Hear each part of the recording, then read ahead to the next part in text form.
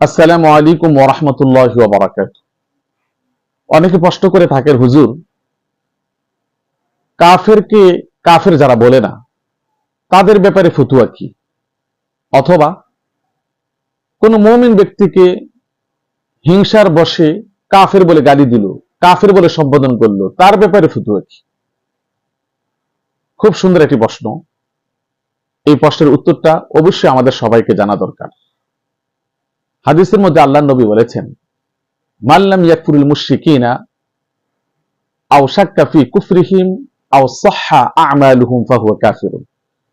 যে ব্যক্তি কাফেরকে কাফের বলল না, মুশরিককে মুশরিক বলল না, তার কুফুরের ব্যাপারে সন্দেহ পোষণ করলো, অথবা তার কৃতকর্মকে সঠিক বলে প্রমাণিত করলো, সে কাফের হয়ে যাবে। কোরআনুল কারীমের মধ্যে আল্লাহ রাব্বুল আলামিন বলেছেন, লা ইয়াত্তাখিযুল মুমিনুনাল কাফিরিনা আউলিয়া মিন দুনিল মুমিনিন ওয়া মান ইয়াফআল যালিকা ফালাইসা মিনাল্লাহি ফি শাইইন ইল্লা আন তাত্তাকু মিনহুম তুকা। আল্লাহ তাআলা বলেন, মুমিনরা যেন মুমিনদেরকে ছাড়া কাফেরকে অভিভাবক রূপে, বন্ধু রূপে গ্রহণ না করে। আর যদি কোনো ব্যক্তি করে, তাহলে তার সাথে আল্লাহর সাথে কোনো সম্পর্ক নেই। তবে ব্যবসায়ী খাতিরে যতটুক প্রয়োজন তার সাথে রাখার, ততটুক রাখা যাবে।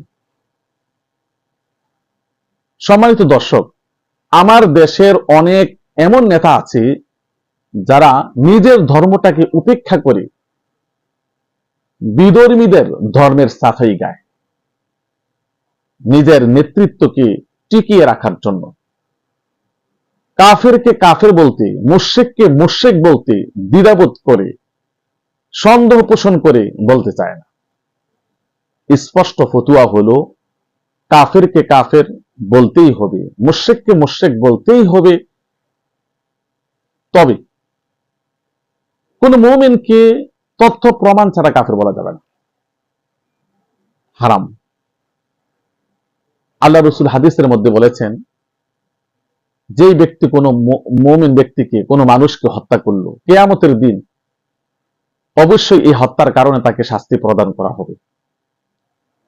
আর যেই ব্যক্তি কোনো মুমিনকে লানত দিল, মনে হয় যেন সে তাকে হত্যা করলো।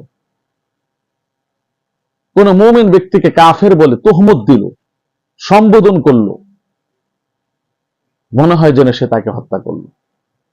অন্য হাদিসের মধ্যে আসছে, যেই ব্যক্তি কোন ব্যক্তিকে কাফের বলে আহ্বান করলো, অথবা আল্লাহ শত্রু বলে আহ্বান করলো, বাস্তবিক পক্ষে সে কাফের নয়, আল্লাহ শত্রুও নয়, তাহলে এই গালিটা, এই আহ্বানটা তার দিকে ফিরে আসবে।